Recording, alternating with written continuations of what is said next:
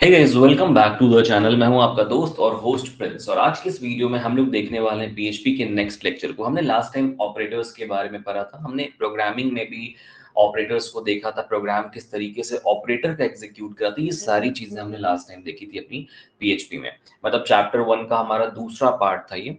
इस particular video में आपको मैं चैप्टर 1 का दूसरा पार्ट नहीं, आई थिंक फिफ्थ और सिक्स्थ पार्ट होगा चैप्टर 1 का फोर्थ पार्ट है। तो ये वाला पार्ट हमारा चैप्टर 1 का फिफ्थ पार्ट होने वाला है, और ये पीएचपी की सिक्स्थ लेक्चर होगी आपकी। राइट, मैंने ऑलरेडी वीडियोस कंटिन्यू डाला हूँ थ्योरी प्लस प्रैक्टिकल के फॉर्मेट में। जहाँ पे जरूरत होती है थ्योरी की, मैं आपको थ्योरी बताता हूँ। उन सब वीडियोस के लिए आपको हमारा चैनल फॉलो करना बहुत इंपॉर्टेंट है। आप सबको पता है, योर इंजीनियरिंग फ्रेंड चैनल पे मैं सारी चीजें डिप्लोमा ओरिएंटेड डालता हूँ। यहाँ पे सारी चीजें आपको डिप्लोमा के हिसाब से मिलती हैं। एंड इम्पॉर्टेंट ये है कि मैं यहाँ पे सारी चीजें कि आपको कोडिंग भी सिखाता हूँ, बस थ्योरी नहीं, कोडिंग, प्रैक्टिकल, ये सारी चीजें मैं आपको यहाँ पे बता रहा हूँ। आज हमारा जो टॉपिक है वो बहुत सिंपल टॉपिक है, decision making. Right, last time हमने यहाँ पे ऑपरेटर्स के बारे में कवर किया था। मैं इसी प्रोजेक्ट को यहाँ पे हटा देता हूँ और मैं इसी प्रोग्राम पे आपको डिसीजन मेकिंग बताऊंगा। सो बेसिकली आप सभी को पता होगा डिसीजन मेकिंग के बारे में, पहले भी चीजें पता होंगी। आप सबने अलग अलग प्रोग्रामिंग लैंग्वेज में देखा होगा डिसीजन मेकिंग को। बेसिकली डिसीजन मेकिंग का मतलब ये होता है कि किसी भी पर्टिकुलर सिचुएशन में हम अपने डिसीजन को कैसे ले रहे हैं। जैसे फॉर एग्जांपल आपके पास एक सिचुएशन है जहां पे आपको एक कंडीशन सेलेक्ट करना है, या दो कंडीशन सेलेक्ट करना है, या फिर तीन, मतलब मल्टीपल कंडीशंस हमारे पास आ सकते हैं। उस सिचुएशन में हम एक पर्टिकुलर डिसीजन को कैसे लें, राइट, उसके लिए हमारे पास प्रोग्रामिंग में होता है इफ एल्स का कॉन्सेप्ट। आप सब बहुत ज्यादा अवेयर होंगे इफ एल्स के कॉन्सेप्ट से पहले भी। If else and if else मतलब ये तीन अलग अलग कॉन्सेप्ट्स हैं, ये तीन अलग अलग डिसीजन मेकिंग के पार्ट्स हैं। इसके अलावा बहुत सारे और भी चीजें, जैसे स्विच स्टेटमेंट होता है, लूपिंग होता है, बट उसको हम लोग इस लेक्चर में नहीं देखेंगे। इस लेक्चर में हम लोग इफ एल्स पे फोकस करेंगे। सो इफ एल्स में हमारे पास तीन चीजें होती हैं, मैं आपको यहाँ पे नीचे लिख के बता। इफ होता है सबसे पहले, इफ बेसिकली होता है जब हमें किसी सिंगल स्टेटमेंट को चेक करना हो। ये बेसिकली सिंगल स्टेटमेंट के लिए होता है, राइट, जहां पे आपको केवल एक ही कंडीशन है। अगर ये कंडीशन ट्रू होगी तो आप एक पर्टिकुलर चीज एग्जीक्यूट कराएंगे। अगर ये फॉल्स होगी तो आप वहां पे कोई भी चीज एग्जीक्यूट नहीं करेंगे, मतलब कुछ रिटर्न नहीं करेगा ये। जहां पे आपके पास केवल एक कंडीशन हो, when you have only one condition, and अगर वो कंडीशन ट्रू होगी तो आपका स्टेटमेंट एग्जीक्यूट होगा। अगर वो कंडीशन ट्रू नहीं होगी तो कुछ भी एग्जीक्यूट नहीं होगा। इसके बाद आता है हमारे पास इफ एल्स का कॉन्सेप्ट। अब यहाँ पे ज्यादा थ्योरी है नहीं, देखो, यहाँ पे अगर थ्योरी होती तो मैं आपको शायद थ्योरी बोर्ड पे बताता, बट यहाँ पे थ्योरी नहीं है, यहाँ पे बस प्रोग्राम्स हैं, और आपको इफ एल्स पे बहुत सारे प्रोग्राम्स आने वाले हैं। तो इफ एल्स को हम तब यूज करते हैं जब हमारे पास ट्रू एंड फॉल्स कंडीशन होती है। मतलब सपोज करो हमारे पास एक कंडीशन है यहाँ पे ट्रू। अगर वो कंडीशन होती है तो हम ट्रू स्टेटमेंट को एग्जीक्यूट कराएंगे, ट्रू ब्लॉक को एग्जीक्यूट कराएंगे। और फॉल्स का मतलब ये होता है कि अगर हमारा ट्रू कंडीशन एग्जीक्यूट नहीं होगा तो हमारा ऑटोमेटिक एल्स ब्लॉक एग्जीक्यूट हो जाता है, जिसको हम फॉल्स ब्लॉक या लास्ट ब्लॉक भी बोलते हैं। इसके बाद हमारे पास एक और कंडीशन होती है जिसको हम लोग बोलते हैं if, else if and else. ठीक है, ये तीन कंडीशन जहां पे हमारे पास दो से ज्यादा कंडीशन हो। पहले इफ एल्स में हमारे पास केवल ट्रू एंड फॉल्स था, बट जहां पे हमारे पास एक से ज्यादा true condition, for example true, true and false, right, जहां पे आपके पास एक से ज्यादा कंडीशन ट्रू हो सकती है, वहां पे आप इफ एल्स इफ को यूज करते हैं। जैसे कि आपका इफ में एक कंडीशन लगेगा, फिर आप एल्स इफ में एक और कंडीशन लेंगे, वो भी ट्रू हो सकता है। और अगर ये दोनों ट्रू नहीं होगी तो आपका एल्स ब्लॉक ऑटोमेटिक एग्जीक्यूट कर जाएगा। एक बात हमेशा ध्यान रखना एल्स ब्लॉक के बारे में, कि एल्स ब्लॉक जो होता है पीएचपी लैंग्वेज में, वो ऑटोमेटिक एग्जीक्यूट करता है अगर आपका पहले की कंडीशन ट्रू नहीं है तो, राइट। तो ये तीन स्टेटमेंट्स हमारे पास होती हैं किसी भी प्रोग्रामिंग लैंग्वेज में डिसीजन को बनाने के लिए, राइट, डिसीजन मेकिंग के लिए बहुत इंपॉर्टेंट कंडीशंस हैं। इसको मैं ऐसा हटा देता हूँ, राइट। तो हम लोग पहले बेसिक प्रोग्राम देखते हैं इफ कंडीशन का। फॉर एग्जांपल अगर मुझे एक नंबर को चेक करना है कि वो नंबर इवन है या ऑड है, बस मुझे ये चेक करना है, राइट। तो मैं क्या करूंगा, मैं यहाँ पे सबसे पहले एक नंबर लूंगा। सपोज करो मैंने नंबर लिया a इक्वल्स टू 23, राइट। अब मुझे ये चेक करना है कि इवन नंबर है या नहीं। बस मुझे एक ही कंडीशन है कि if this number is even, अगर ये नंबर इवन होता है तो आप एक स्टेटमेंट प्रिंट कर दो इवन का, अदरवाइज आप कुछ भी प्रिंट मत करो, ठीक है, कुछ भी प्रिंट मत करो। इस सिचुएशन में मैं क्या करूंगा, इस सिचुएशन में मैं इफ कंडीशन लूंगा। इफ कंडीशन का जो सिंटैक्स होता है वो कैसा होता है कि आपको इफ लेना है और पैरेंथेसिस के अंदर आपको ब्लॉक में जो कंडीशन लिखनी है, एग्जैक्टली आप क्या लॉजिकल पार्ट लिख रहे हैं। तो मेरा लॉजिकल पार्ट है इवन का लॉजिक है। आप सबको पता है इवन का लॉजिक क्या होता है। अगर आप नंबर को मॉड 2 करेंगे इज इक्वल्स टू 0 आएगी तो इवन नंबर है। तो मैं करूंगा a मॉड 2 इक्वल्स टू 0। ये बेसिक इवन का लॉजिक है। ठीक है, मैं यहाँ पे सिंपल प्रिंट कर दूंगा echo even number, even number, right. मुझे इसकी कोई भी ऑल्टरनेटिव चीज प्रिंट नहीं करनी। मेरे पास केवल एक ही कंडीशन है कि मेरा अगर ये नंबर इवन होता है तो आप इवन नंबर प्रिंट करो, अगर ये इवन नहीं होगा तो कुछ भी प्रिंट मत करो, सिंपल है, राइट। तो यहाँ पे मैंने इफ कंडीशन चेक यूज किया। ठीक है, मैं इसको प्रोग्राम को रन कराता हूँ। ये मेरा लास्ट टाइम का प्रोग्राम रन कराया हुआ है। यहाँ पे कोई सिंटेक्स एरर है कुछ, तो हमने सेमीकोलन कहीं पे कुछ ना कुछ स्किप करा है। ठीक है, बट चेक करो a mod 2 is equals to echo even number, सारी चीजें यहाँ पे सही लग रही हैं, बट स्टिल ओके सॉरी, यहाँ पे मैंने डॉलर को यूज नहीं किया बिकॉज आदत नहीं होती हमें डॉलर को यूज करने की। डॉलर आपको लगाना है यहाँ पे, वेरिएबल के आगे डॉलर लगाओ, डॉलर। ठीक है, अब वापस हम लोग इसको एग्जीक्यूट कराएंगे।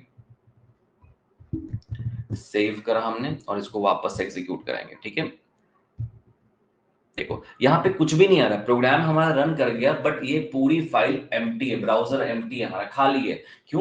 क्योंकि हमारा जो इवन नंबर का लॉजिक है वो 23 है और इवन नंबर ये 23 नहीं है इवन नंबर, तो हमें कुछ प्रिंट नहीं किया गया। सो अगर ये 24 होता तो यहाँ पे प्रिंट रिजल्ट आपकी होती। जैसे मैंने 24 किया और मैं वापस से रन कराऊंगा इसको, देखो इवन नंबर आ गया हमारे पास लिखा हुआ। ठीक है, सो बेसिकली जब आपके पास कोई एक ही कंडीशन चेक करने के लिए हो तब आप इफ का स्टेटमेंट यूज करते हैं और उसका सिंटेक्स कुछ इस तरीके से होता है।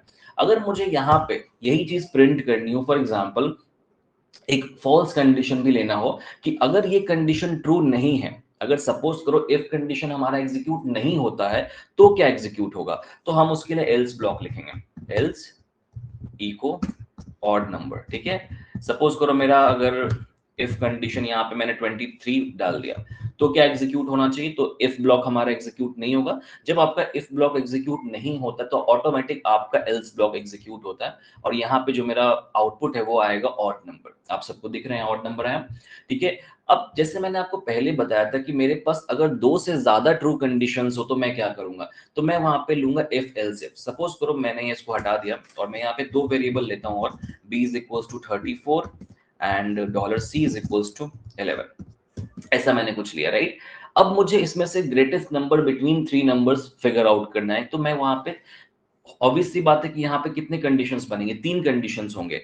एक तो a भी ग्रेटेस्ट हो सकता है, b भी ग्रेटेस्ट हो सकता है और c भी ग्रेटेस्ट हो सकता है। अभी आपको वैल्यू यहाँ पे दे दिया मैंने तो इसलिए आपको लग रहा है कि सर b ग्रेटेस्ट है, हमें पता है, बट कई बार आपको यूजर से वैल्यू लेना पड़ेगा, वहां पे आपको नहीं पता होगा। तो अल्टीमेटली आपको तीन कंडीशंस लगेंगे यहाँ पे, एक a के लिए लिखना है, एक b के लिए लिखना है और एक c के लिए लिखना है। तो अगर आप a और b के लिए भी ट्रू कंडीशन लिख देते हो तो c के लिए आपको लिखने की जरूरत नहीं होती है। क्यों? क्योंकि जाहिर सी बात है कि अगर ये दोनों कंडीशंस फॉल्स होंगे तो ऑटोमेटिक सी जो है वो ट्रू हो जाएगा। कोई भी अगर आप बी और सी के लिए लिखोगे तो ए ऑटोमेटिक ट्रू हो जाएगा। मतलब जाहिर सी बात है कि अगर आउट ऑफ थ्री आपको you have to pick something out of three, अगर आपको तीन में से कोई एक चीज पिक करनी है तो अगर आप दो चीजों को ऑलरेडी आपने चेक कर लिया तो तीसरा ही बचा ना आपके पास, तो तीसरा ऑटोमेटिक ट्रू हो जाएगा, राइट। तो हम यहाँ पे दो ट्रू कंडीशंस लिखेंगे और एक फॉल्स लिखेंगे। तो बेसिकली यहाँ पे हम यूज करेंगे इफ एल्स इफ ब्लॉक को। तो कैसे लिखते हैं, उसका सिंटेक्स क्या होता है मैं आपको बताता हूँ।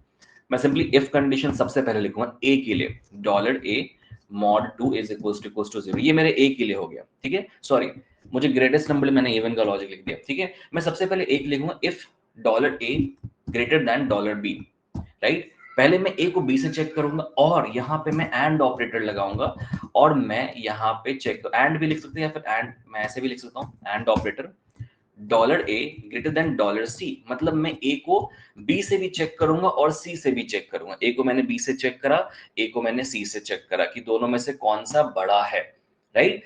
अगर ए बड़ा है तो आप ई को ए इज ग्रेटेस्ट, राइट। इसके बाद मैं क्या करूंगा, मैंने ए को चेक कर लिया, अब मुझे बी के लिए कंडीशन लिखना तो मैं बी के लिए एल्स ब्लॉक लिखूंगा। बट मैं यहाँ पे एल्स ब्लॉक नहीं लिख सकता। क्यों नहीं लिख सकता एल्स ब्लॉक? क्योंकि मेरे पास एक और कंडीशन है सी के लिए। तो जब मेरे पास दो से ज्यादा कंडीशंस होंगे तो मैं यहाँ पे एल्स इफ लगा दूंगा। एल्स इफ में क्या लॉजिक आएगा, बी के लिए b greater than a and b greater than c. Right, simple है, इको बी इज ग्रेटेस्ट। अब जाहिर सी बात है कि अगर आपने दोनों लॉजिक चेक कर लिया है तो जाहिर सी बात है कि अगर ये दोनों फॉल्स होता है तो कौन सा एग्जीक्यूट होगा, ट्रू, तो एल्स ब्लॉक हमारा एग्जीक्यूट हो जाएगा। तो एल्स में आप कभी भी कोई लॉजिक नहीं लगाते, ऑलवेज रिमेंबर। बहुत जगह पे मैंने ऐसी गलतियां देखी हैं स्टूडेंट्स की कि वो एल्स ब्लॉक में भी लॉजिक लिख देते हैं। जैसे हमने इफ में पैरेंथेसिस के अंदर लॉजिक लिखा ना, अपना कंडीशन लिखा, तो कभी भी याद रखो एल्स ब्लॉक जो होता है, चाहे आप इफ लें या एल्स इफ लें, एल्स ब्लॉक जो होता है वो हमेशा एक लास्ट ब्लॉक कंसिडर किया जाता है।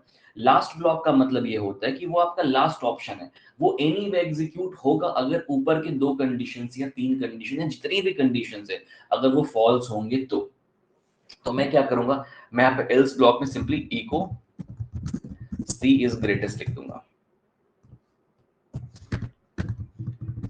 लिख दिया, राइट। तो इस तरीके से हम इफ एल्स इफ और एल्स को यूज करते हैं। इफ एल्स इफ एल्स के बस यही प्रोग्राम नहीं होते हैं, ऑलमोस्ट जितनी भी कोडिंग होती है उन सब में हम एल्स इफ को यूज करते हैं, इफ एल्स इफ को एल्स को यूज करते हैं, बिकॉज ये डिसीजन मेकिंग के लिए सबसे इंपॉर्टेंट कॉन्सेप्ट माना जाता है इफ एल्स इफ, राइट। आप चाहे किसी भी टाइप के प्रोग्राम को देखिए, अगर आप किसी भी लॉजिक को भी सॉल्व कर रहे हैं तो ये बहुत इंपॉर्टेंट प्रोग्राम में से एक है, बहुत इंपॉर्टेंट लॉजिक में से एक माना जाता है। जब भी मैं प्रोग्रामिंग पढ़ाता हूँ, चाहे मैं एंड्रॉइड पढ़ा रहा हूँ, अभी बच्चे एंड्रॉइड पर मैड की क्लासेस चल रही है हमारी, उसमें भी मैं यही सब चीजें बताता हूँ, इफ कंडीशन एल्स कंडीशन, क्योंकि इसकी जरूरत हमें हर जगह पड़ती है, राइट।